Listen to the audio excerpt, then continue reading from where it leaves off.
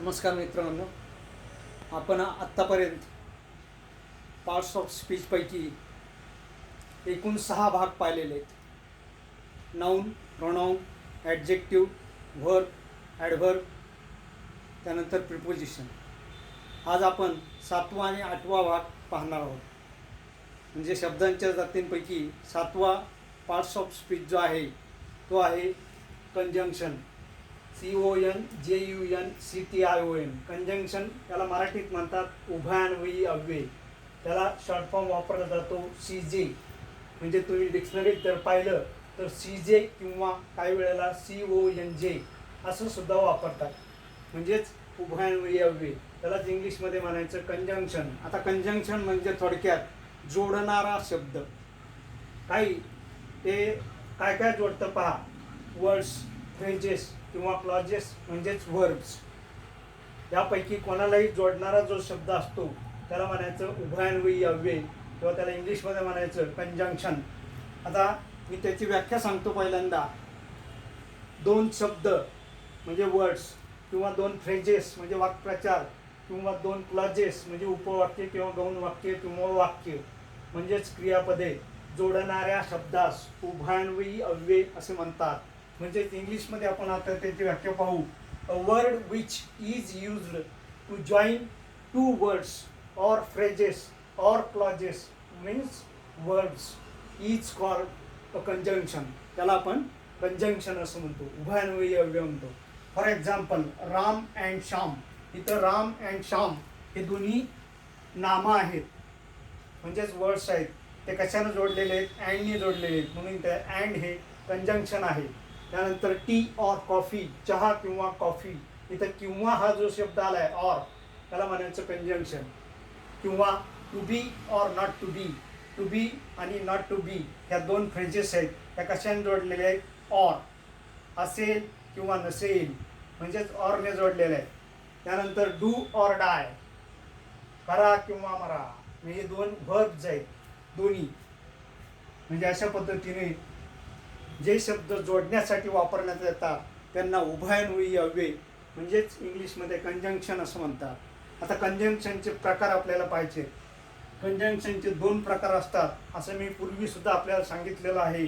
पहिला प्रकार आहे कोऑर्डिनेटिंग कंजंक्शन्स, म्हणजेच प्रधानत्व सूचक उभयान्वयी अव्यय. आता हे कोणाला म्हणायचं असतं? जर 2 समान दर्जाची वाक्य, उपवाक्य, एखाद्या वाक्यामध्ये जर 2 वाक्य असतील किंवा 1 पेक्षा जास्त वाक्य असतील तर त्यातलं दोन्ही वाक्य जर समान दर्जाचे असतील, कोणीही कोणावर अवलंबून नसेल, कोणतंही वाक्य कोणत्याही वाक्यावर अवलंबून नसेल, तर अशा वेळेला ती 2 वाक्य जोडण्यासाठी जे कंजंक्शन वापरण्यात येतं त्याला म्हणायचं कोऑर्डिनेटिंग कंजंक्शन. उदाहरण सांगितल्यानंतर आपल्या लक्षात येईल. आता and, but, or, either or, as well as, neither nor अशा पद्धतीचे जे कंजंक्शन्स असतात त्यांना म्हणायचं कोऑर्डिनेटिंग कंजंक्शन्स. म्हणजे आपल्याला लक्षात येईल सांगितल्यानंतर. आता उदाहरणार्थ मी असं वाक्य घेतो, I am teaching or I am talking and you are listening. दोन्ही सेंटेन्सेस इक्वल रँकचे आहेत, समान दर्जाचे आहेत, पण ते दोन्ही वाक्य कशाने जोडलेले आहेत? अँडने जोडलेले आहेत. म्हणून इथं हे अँड हे कोऑर्डिनेटिंग कंजंक्शन आहे. दुसरं उदाहरण घेऊ आपण. कॉन्ट्रास्ट दाखवण्यासाठी घेतलेलं असतं. He can speak English but he cannot speak French. तो इंग्लिश बोलू शकतो परंतु तो फ्रेंच बोलू शकत नाही.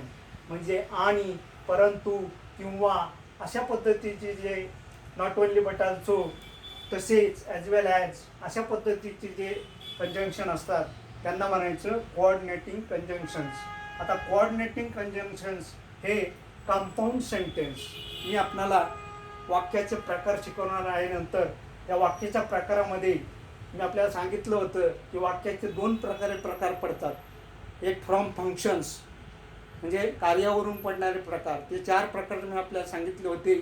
आणि दुसरे the types of sentences from structure म्हणजे रचनेवरून पडणारे 3 प्रकार असतात. त्यांना म्हणजे सिंपल सेंटेन्स, कंपाऊंड सेंटेन्स आणि कॉम्प्लेक्स सेंटेन्स. म्हणजेच त्यातलं कंपाऊंड सेंटेन्समध्ये कोऑर्डिनेटिंग कंजंक्शन वापरलेले असतात किंवा कोऑर्डिनेटिंग कंजंक्शनने जोडलेल्या दोन वाक्यांना त्याचं एक वाक्य तयार होतं, त्याला म्हणायचं कंपाऊंड सेंटेन्स. ज्या वेळेला कंपाऊंड सेंटेन्स किंवा टाईप्स ऑफ सेंटेन्सेस आपण पाहू त्यावेळेला मी तुम्हाला हे परत सांगेन. आता दुसरा प्रकार असतो सबऑर्डिनेटिंग कंजंक्शन्स. सबऑर्डिनेटिंग याला मराठीत म्हणतात गौणत्व सूचक, म्हणजे उपत्वदर्शक किंवा गौणत्वदर्शक उभयान्वयी अव्यय. आता हे कोणते असतात?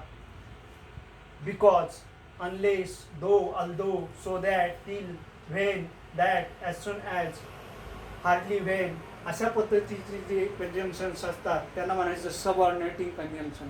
आता सबऑर्डिनेटिंग कंजंक्शनच्या बाबतीत आणि कोऑर्डिनेटिंग कंजंक्शनच्या बाबतीत एक महत्त्वाचा फरक असा आहे, कोऑर्डिनेटिंग कंजंक्शन्स हे नेहमी दोन समान दर्जाची वाक्य जोडतात किंवा क्लॉजेस जोडतात, परंतु सबऑर्डिनेटिंग कंजंक्शन्स मात्र हे जेव्हा वाक्यात येतात तेव्हा ते उपवाक्य हे मुख्य वाक्याला म्हणजे मेन किंवा प्रिन्सिपल क्लॉज त्याला जोडत असतात.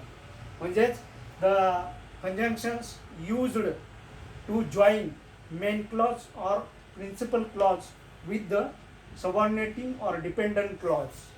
म्हणजे जे वाक्य दुसऱ्यावर आधारित असतं त्याला म्हणायचं सबऑर्डिनेटिंग क्लॉज किंवा डिपेंडंट क्लॉज, आणि जे आधारित नसतं, जे मुख्य वाक्य असतं त्याला म्हणायचं असतं मेन क्लॉज किंवा प्रिन्सिपल क्लॉज. म्हणजे त्याला इंडिपेंडंट क्लॉज असं देखील म्हणतात. म्हणजे ते कुणावरही आधारित नसतं, ते मुख्य वाक्य असतं. मी आपल्याला उदाहरण सांगेन, त्या उदाहरणावरून आपल्या लक्षात येईल. I went there because I want to learn something. मी तेथे गेलो कारण मला शिकायचं होतं. म्हणजे इथं मी तेथे गेलो, this is the main clause or principal clause. I went there, मी तेथे गेलो. जे पुढचा भाग आहे, कारण मला शिकायचं होतं, हा जो भाग आहे, हा जो क्लॉज आहे त्याला म्हणायचं सबऑर्डिनेटिंग क्लॉज किंवा डिपेंडंट क्लॉज.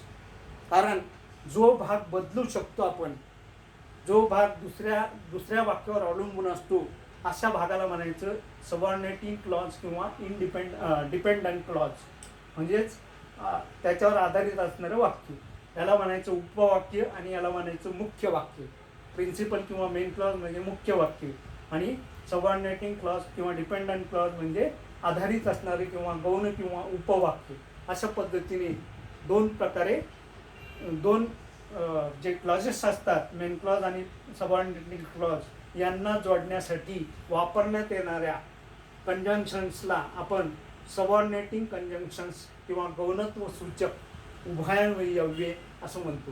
मी आताच आपल्याला सांगितलं उदाहरणं, बिकॉज कारण, अनलेस नाहीतर, दो आल्दो जरी, म्हणजे अशा पद्धतीची जे असतात त्यांना म्हणायचं सबऑर्डिनेटिंग कंजंक्शन्स. आता आपण शेवटचा पार्ट ऑफ स्पीच म्हणजेच इंटरजेक्शन, याला मराठीमध्ये केवल प्रयोगी अव्यय असं म्हणतात आणि याला शॉर्ट फॉर्म वापरला जातो आय जे. म्हणजे आपण जर डिक्शनरीत पाहिलं तर आपल्याला आय जे असं लिहिलेलं दिसेल. आय जे म्हणजे इंटरजेक्शन. इंटरजेक्शन म्हणजे मराठीत केवल प्रयोगी अव्यय किंवा याला आपण दुसरे शब्द बोलू शकतो उद्गारवाचक शब्द. याला कोणताही अर्थ नसतो, केवळ आपल्या किंवा बोलणाऱ्याच्या मनातील भावना व्यक्त करण्यासाठी ह्या शब्दांचा वापर केला जातो. त्याला कोणताही अर्थ नसतो, ते कोणताही संबंध नसतो त्यांचा वाक्यातल्या शब्दांशी, इतर शब्दांशी कोणताही संबंध नसतो. फक्त ते केवळ आपली सडन फिलिंग दाखवण्यासाठी वापरले जातात. म्हणून त्याची व्याख्या अशी सांगितली जाईल, अ वर्ड विच एक्सप्रेसेस, व्यक्त करणे, some sudden feeling of the speaker, बोलणाराची मनातील भावना, सडन भावना, हे व्यक्त करण्यासाठी वापरण्यात येणाऱ्या शब्दांना इंटरजेक्शन किंवा केवल प्रयोगी अव्यय असं म्हणतात. उदाहरणार्थ हाय, आपण एखाद्याला भेटल्यानंतर हाय असा शब्द बोलतो. हाय या शब्दाला काही अर्थ नाही, फक्त हाय म्हणजे आपल्याला बोलायचं असतं किंवा नमस्कार अशा अर्थाने. हॅलो, आपण ती म्हणण्याची पद्धत आहे हॅलो. हॅलो या शब्दाचा काही अर्थ नाही, हे केवल प्रयोगी अव्यय आहे किंवा उद्गारवाचक शब्द आहे. औच, एखादी गोष्ट आपल्याला लागल्यानंतर, टोचल्यानंतर आपण औच असा शब्द आपल्या तोंडातून बाहेर पडतो, त्याला म्हणायचं केवल प्रयोगी अव्यय किंवा आलास, अरे रे, आहा म्हणजे चांगलं वाटलं तर आपण आहा म्हणतो. त्यानंतर hurray, we have won the match. Hurray या शब्दाला काही अर्थ नाही. पुढचं वाक्य बरोबर आहे, we have won the match, आपण मॅच जिंकलेलो आहोत, हे बरोबर आहे. परंतु त्या आनंदाचा शब्द येतो हुर्रे. म्हणजेच केवल प्रयोगी अव्यय हे नेहमी sudden feeling of the speaker दाखवण्यासाठी वापरण्यात येतात. त्यांना कोणताही अर्थ नसतो, त्यांचा वाक्यातील इतर शब्दांशी कोणताही संबंध नसतो. अशा पद्धतीने आपण शब्दांच्या 8 जाती किंवा 8 पार्ट्स ऑफ स्पीच शिकलेलो आहोत. सर्वांची माहिती घेतलेली आहे. आपण पुढच्या लेक्चरमध्ये आपण क्लॉजेस याबद्दल माहिती घेणार आहोत. थँक्यू.